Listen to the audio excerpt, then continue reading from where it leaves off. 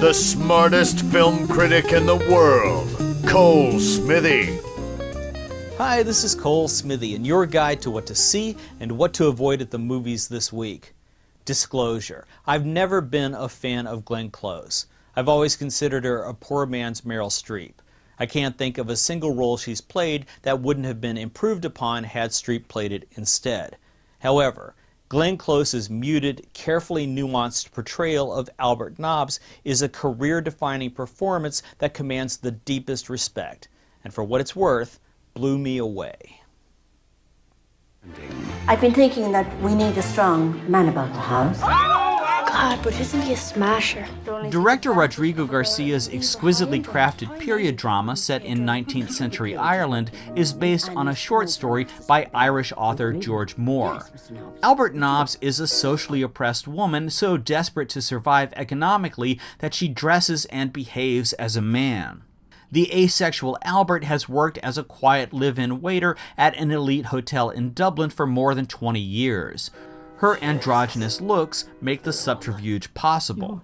Albert pinches every penny of her wages and tips, keeping careful record of the savings she stashes under a loose floorboard inside her tiny room. I might purchase a little shop. A woman could serve at the counter. You're not thinking of taking a wife? Albert's tightly held secret is threatened when she is forced to allow Hubert, a contract painter working in the hotel, to share her bed for a night. The problematic event sets into motion Albert's dream of arranging a marriage to her co-worker Helen, played by Mia Wasikowska, to enable her to open a tobacco shop. Glenn Close famously played the same role in The Singular Life of Albert Nobbs, a 1982 off-Broadway production directed by Simone Bemusa. She won the Obie. This time she is surrounded by terrific supporting efforts by Janet McTeer, Mia Wasikowska, and Brendan Gleeson. Albert Nobbs falls into the zeitgeist of female-themed survival films such as the Angelina Jolie-directed Bosnian War Examination, In the Land of Blood and Honey. I think you are the strangest man I've ever met. Sleep now. Equal parts character study and social commentary, Albert Nobbs is a melancholy film of enormous power that could easily slip through the cracks without the aid of the Oscar nominations it deserves to attract. Don't miss Albert Nobbs. I give this outstanding period drama an A.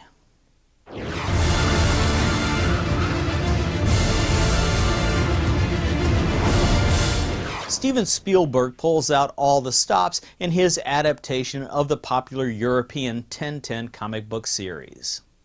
For it. Snowy, look at this. It was long claimed the ship was carrying a secret cargo. The film's eye-popping state-of-the-art 3D motion capture techniques far improve upon such movies as The Polar Express. Actor Jamie Bell lends his voice to the smart, red-haired boy reporter Tintin, who, with the help of his quick little dog Snowy, conducts private investigations into whatever mysteries come his way. Before we do, it's over. This isn't just a ship. He wants vengeance. In his composite European hometown, Tintin buys a model ship named the Unicorn at an outdoor market, only to be followed by a creepy man named Ivanovich, played by Daniel Craig, who insists on getting his hands on the model ship at all costs. Thus begins an epic adventure that places Tintin and Snowy on board a giant cargo ship headed for Morocco at the unsteady hands of the ship's captain Haddock, played by Andy Serkis. The Adventures of Tintin is full of laughs. It also contains some of the best animation ever put on the big screen. Well, this is a fine mess.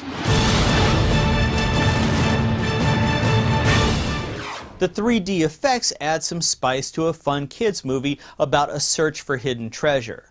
The brilliant animation on display puts the special effects in a film like Avatar to shame. I give this memorable animated kids movie a B+.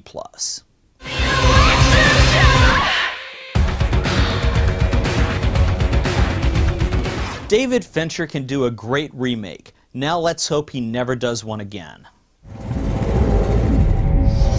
She's one of the best investigators I had, but she's different. By definition, remakes demand that audiences go back to the original to compare differences slight and large. I don't put any credence in the faulty premise that a second film based on the same source material constitutes anything other than a remake.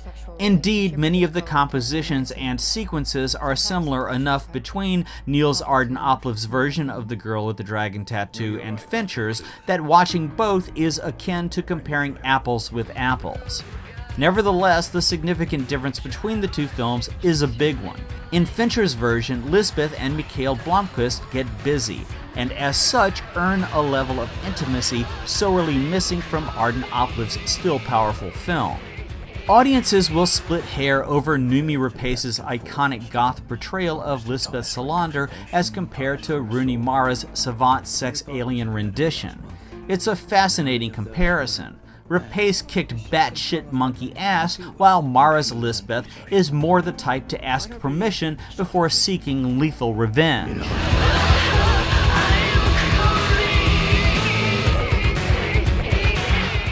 There's no question that David Fincher is a muscular director whose capacity for creating cinematic wonder is astounding.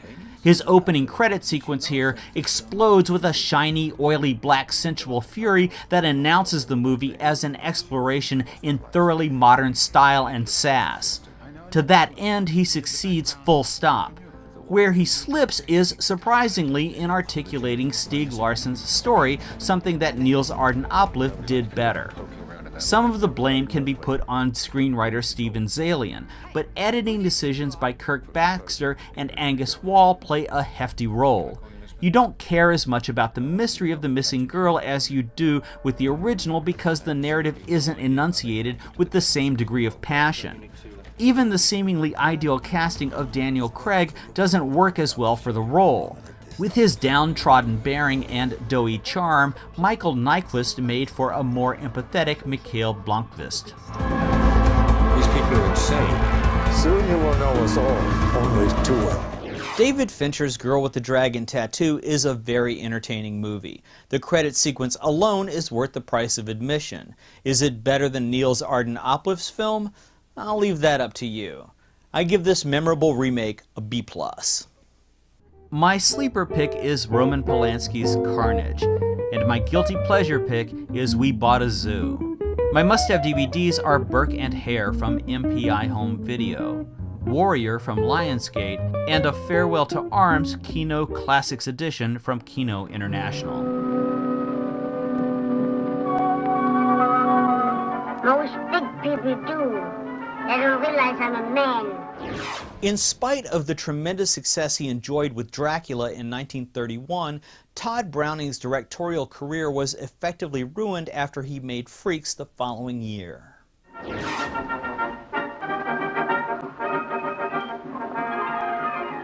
Informed by Browning's youthful experiences working as a performer with a traveling circus, Freaks broke cinematic ground by being the first film to feature performers with deformities.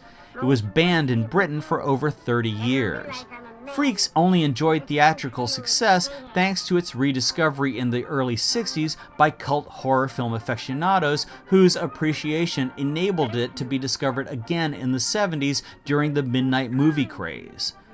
This pre-code movie is set amid a circus sideshow traveling through France. The story turns on a romantic drama that plays out between Hans, played by Harry Earls, an engaged midget, and a cunning trapeze artist named Cleopatra, played by Olga Baklanova, whose warped sense of humor is matched by her twisted morals. Although Hans dearly loves his similarly sized fiancée, Frida, played by Daisy Earls, he can't help falling in love with the full-sized Cleopatra when she seems to reciprocate his politely expressed affection. Little does Hans realize that Cleopatra is in league with the circus strongman Hercules, played by Henry Victor, to separate him from his vast inheritance.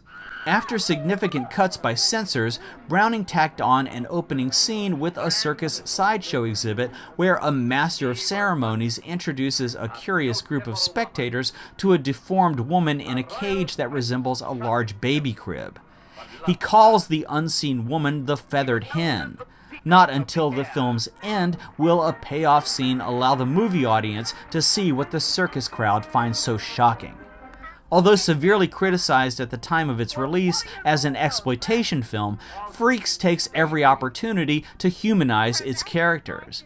The story presents its group of human oddities, a hermaphrodite, several microcephalics, conjoined twins, and several limbless characters as performers whose real-life existence was hardly, if ever, addressed in the media.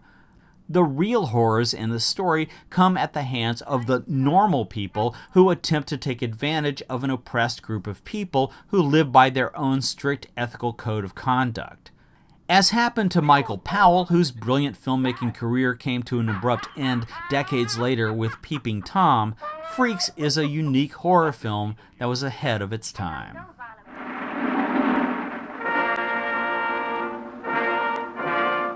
It's a testament to Todd Browning's vision that even with 26 minutes of the film removed by censors before its release, Freaks stands up as a fully realized horror film, unlike any other. Thanks for watching, and visit colesmithy.com for more.